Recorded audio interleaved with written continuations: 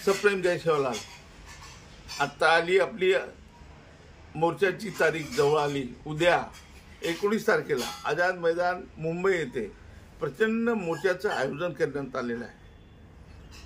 आणि दुर्दैवाने माझ्याबद्दल अनेक गैरसमज, खोटे नाटे आरोप, जिथे मी तशी काही घटनाच घडली नाही असे आरोप करून मला टार्गेट करण्यात येत आहे। आता तर मला म्हणजे दुःख वाटते की एवढे दिवस मी जे समाजामध्ये काम केलं आहे आणि ते मला डॅमेज करण्यासाठी किंवा या मोर्चाला जाऊ नये यासाठी लोकांना भ्रमित करण्यात येत आहे। मी आपल्याला सांगू इच्छितो की मी कधी अटल बिहारी सरकार पाडलं नाही, कारण त्यावेळेस मी खासदारच नव्हतो।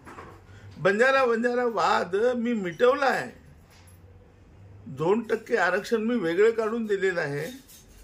मी बंजारी एक म्हटलं नाही तर एक नाहीत असं वाधवा कमिटी म्हटलं, त्यासाठी मी आंदोलन केलं।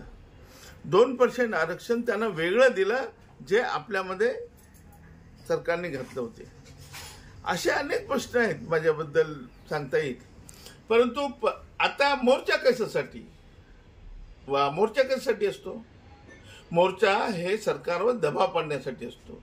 मोर्चा हे समाजाला संघटित करण्यासाठी असतो। मोर्चा हे आपल्या मागण्या सरकारपुढे ठेवण्यासाठी असतो।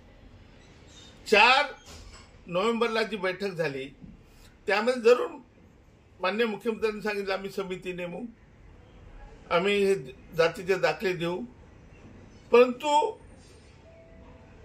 मुख्यमंत्री प्रेसमध्ये ते बोलले नाही किंवा लेखी त्यांची जी प्रेस निघत असते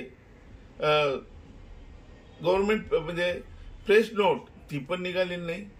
त्यामुळे संभ्रम आहे लोकांमध्ये की जे काही त्या दिवशी 4 तारखेला घडलं ते खरं आहे की खोटं आहे। आणि म्हणूनच आपण यासाठी की सरकारने ते स्पष्टता द्यावी।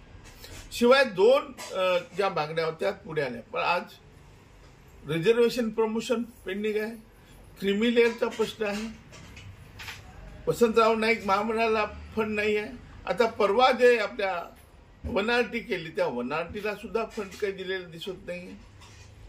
आणि खरं म्हणजे सगळ्यात महत्त्वाचा प्रश्न गेले 2 वर्ष गाजत आहे ते म्हणजे राजपूत भामटाला अजून काही काढलेलं नाही किंवा SIT नेमलेली नाही। SIT नेमून होणार नाही, त्यांना वेगळ्या पद्धतीने तो प्रश्न हँडल करावा लागणार आहे।